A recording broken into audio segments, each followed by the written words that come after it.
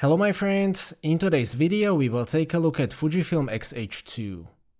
X-H2 is the first camera with Fujifilm's new mainstream platform consisting of X-Trans5 HR sensor and X processor 5. It is basically a high-res flagship of the X series, so it is indeed a very important camera for Fujifilm. The price of the X-H2 is also very interesting. In this video we will mainly take a look at the new sensor, 8K video and the overall performance of the X-H2, and I will try to help you decide whether you should consider getting one. The appearance of the X-H2 is identical to the X-H2S. The only difference is the missing S ladder on the front side. X-H cameras represent the pragmatic side of Fujifilm's lineup, oriented more towards getting the job done. Much like the S version, it offers great size to performance ratio. It is about 13.5 cm wide and it weighs 660 grams, including a battery and a memory card. The build quality is similar to other recent Fuji cameras, which means that it is very good. It uses magnesium frame and most of the surface is rubberized with a very nice texture. The only weakness in terms of the build quality is, in my opinion, the rotating screen mechanism. Despite that, I can say that it feels like a premium product. It also still has some of that vintage Fuji look, and I think that it looks really good. Probably the most interesting part of the X-H2 is the new X-Trans5 HR 40 megapixel backside illuminated sensor. It is paired with a new X processor 5 with twice as much performance in comparison to the X processor 4. Regarding the 40 megapixel resolution on an APS-C sensor, I have to say that I was a little bit skeptical until I've tested Fujifilm's 18mm f1.4R LMWR lens. It is optically so good that it made me believe that the new lenses can meaningfully match this kind of pixel density. The image is also cleaner because of the lower base ISO, which is now 125. The difference is about what I expected, but it will depend a lot on the lens. Latest Fuji lenses can indeed render more than 26 megapixels. I will be testing and retesting popular Fuji lenses with this sensor, so stay tuned for that. Outside my testing scene, it captures a great amount of detail. If you like to zoom in a lot or do a lot of heavy cropping, you won't be disappointed. This is more than good enough for any kind of online publishing, including 8K and also for large prints. Overall, 40 megapixel resolution on APS-C sensor is a real deal. So how about the ISO performance? The results on my testing scene are similar to the X-Trans4 cameras. The noise at ISO 3200 is acceptable for the vast majority of publishing platforms. ISO 6400 is also usable in most cases, but the noise is clearly visible.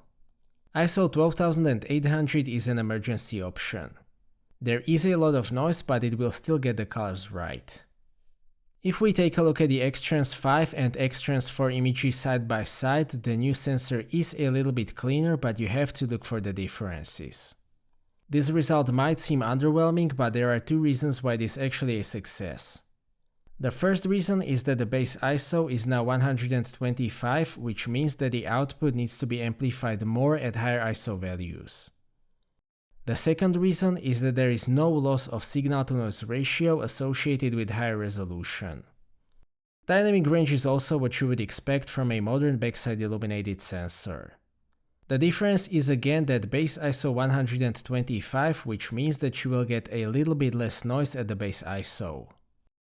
If you are doing heavy shadow recovery in HDR situations, it can make a difference. The colors are very similar to previous Fuji cameras, so generally very accurate and toned down. It prefers colder tones in some scenes, but it is nothing serious.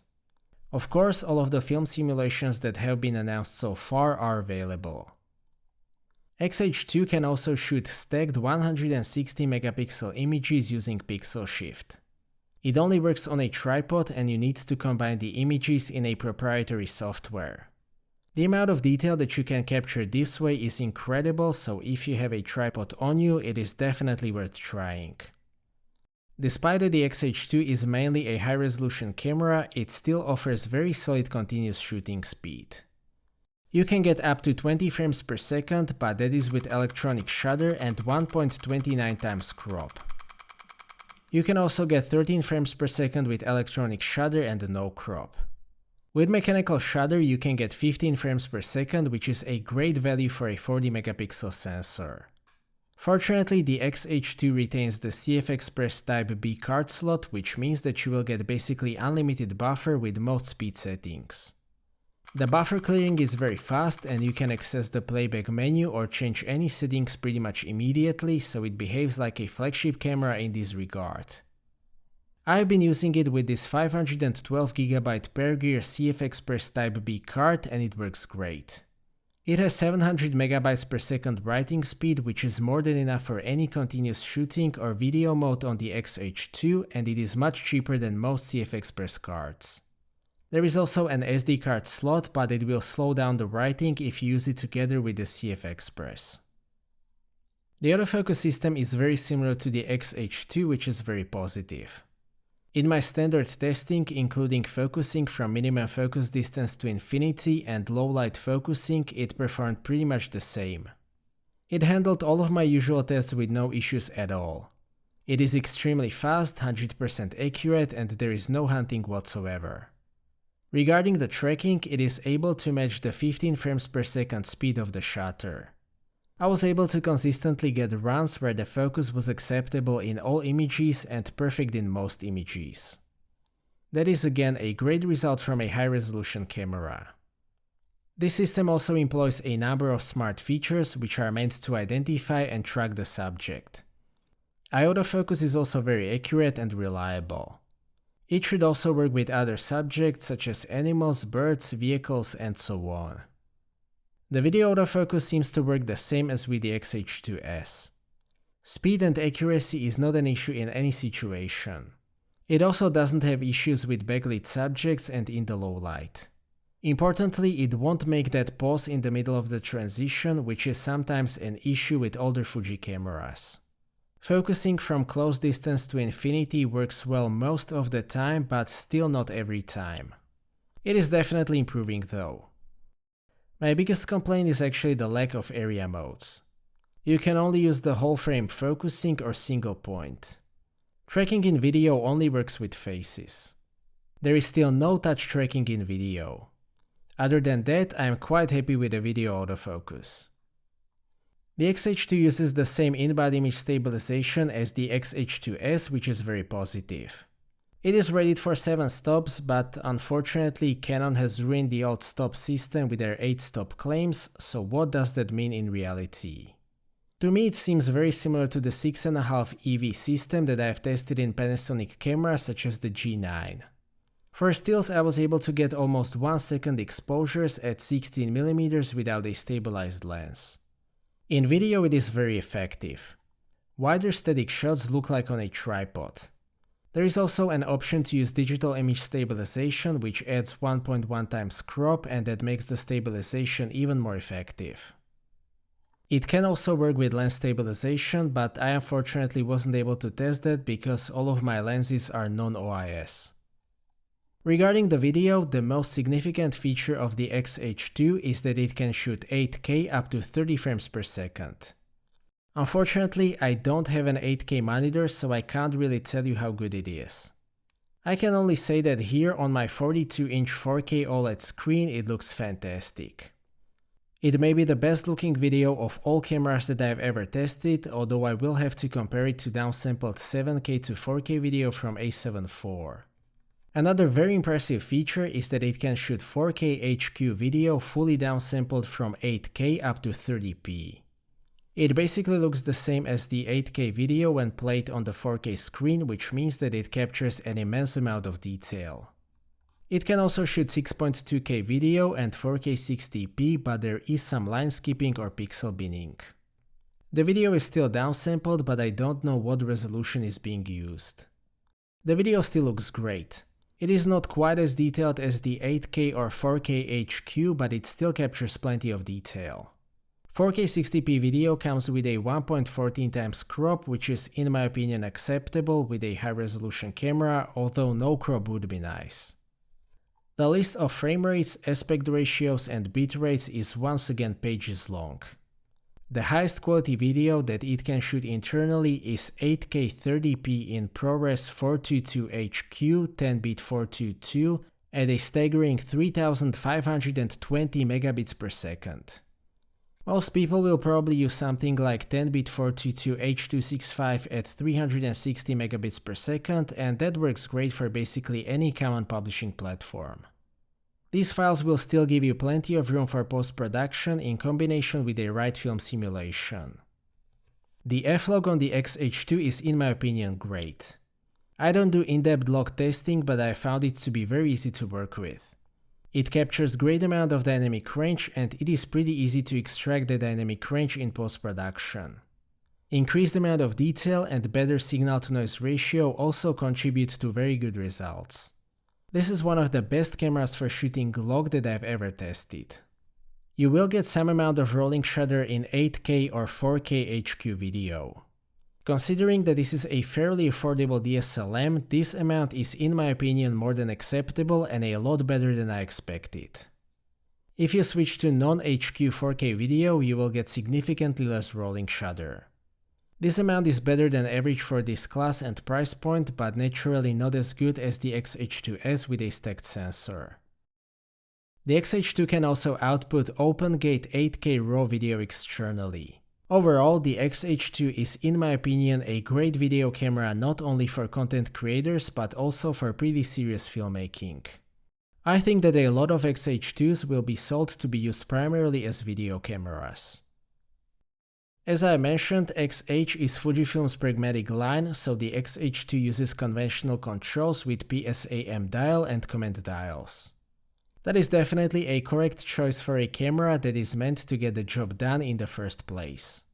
The grip is in my opinion very well shaped, deep enough, and there is sufficient gap between the grip and the lens. I think that most people will be happy with this grip. The X-H2 has two command dials, a joystick, D-pad, and a sufficient amount of logically placed buttons. The buttons have a very solid feel to them. Probably the only thing that I miss is a dedicated drive mode dial. There is a well-placed drive button though. Also worth mentioning is that you can set up to 7 custom presets that can be selected on the PSAM dial. Any of them can store stills or video settings. There is also a status LCD on the top of the camera. It is a more advanced always-on OLED panel that can display all kind of information. I actually started looking at it more often recently, and I think that it can be fairly useful. I actually have changed my opinion in this regard. The battery grip is also available, and this one is as good as it gets. The materials match the camera. The controls are doubled for more comfortable shooting in a vertical position. What I really like is that Fujifilm lets you put 2 batteries into the grip and keep 1 battery in the camera, so we can have 3 batteries installed. All 3 batteries can be then charged through a USB-C port on the camera. One more thing that I have to mention are the strap mounts, which are integrated into the body, so there is no need to use those annoying little triangles, and you can still use the thicker version of Peak Design anchors. Huge thumbs up for that. The user interface is identical to the X-T4. It is pretty well organized and structured, so once you get a hold of it, it is pretty easy to navigate. Unfortunately, it still can't be controlled by a touchscreen, which is a bit of a shame. The Q menu is in my opinion great though. If you set it up properly, you can change the settings very effectively by using Q menu with a touchscreen and the dials. This is my preferred way of changing the settings on the X-H2. The display is also carried over from the X-T4 and X-H2S. It uses a 3-inch 1.62 dot panel. It is a very good panel, sharp, color accurate, and bright enough for outdoors use. It is a 3x2 display, which is better than 4x3 in my opinion. It is a rotating screen, which I still don't really like, but it allows the X-H2 to use the optional fan, and that is a sufficient justification even for me. The viewfinder uses 5.76 dot panel with 0.80 times magnification. This is a great panel. It is very detailed and bright. The magnification is a little bit too much for me personally. I would prefer 0.78 times, but it is not a big deal. The X-H2 uses the same NPW325 battery with 2200 mAh capacity that we already know from the X-T4. The CPA rating should be 680 shots in economy mode and 450 shots in normal mode. That is a bit less than with the X-H2S, but still a very good value. You should also be able to get about 90 minutes of 8K or downsampled 8K to 4K video. If you need even more battery life, you can always add 2 more batteries in the battery grip as I have mentioned. To sum up, I have to say that I like the X-H2 a lot. This is a major success for Fujifilm. First of all, the new sensor captures a great amount of detail as long as you combine it with a sufficiently sharp lens. Both 8K and downsampled 8K to 4K video are a real deal. The autofocus in the stills mode is more than good enough not only for a camera of this type but also for tracking. The X-H2 body offers very good ergonomy and size to performance ratio. Despite being a more pragmatic camera than the X-T or X Pro line, it still has a lot of that Fuji factor in my opinion. Video autofocus and some parts of the user interface still offer room for improvement. The lens selection is still a question mark for me, but it is definitely getting better and I will talk about it in a separate video soon. Overall, I think the X-H2 is a great offering from a Fujifilm at a very reasonable price point. It is not only a great camera within the X-mount system, but also a valid alternative to the full frame. So that's it for this video, thank you for watching, I hope that you liked this video and that you have found it to be useful. Stay tuned for more videos and maybe consider subscribing if you don't want to miss my future content. I appreciate your feedback in form of thumbs up or thumbs down. If you would like to ask anything or share opinion, please do so in the comment section and see you next time.